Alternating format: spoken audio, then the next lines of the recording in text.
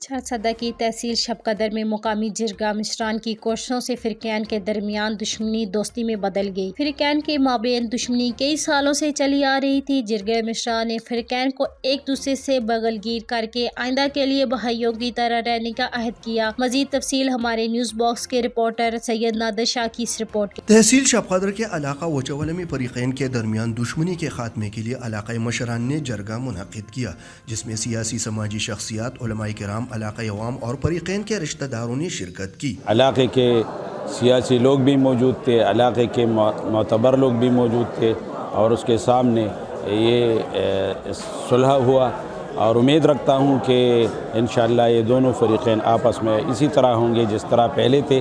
جرگہ مشران اور علماء کرام نے موجود شرکاء کے سامنے دونوں فریقین کی آپس کی رضامندی سے راضی نامہ کر کے صلح کرائی اور آئندہ کے لیے بھائی چارے کی زندگی گزارنے کا عہد کیا۔ علاقائی عوام اور فریقین کے رشتہ داروں نے کامیاب جرگہ کے انعقاد پر جرگہ مشران کو خراج تحسین پیش کیا۔ سید نادر شاہ، نیوز باکس، تحصیل شب قدر۔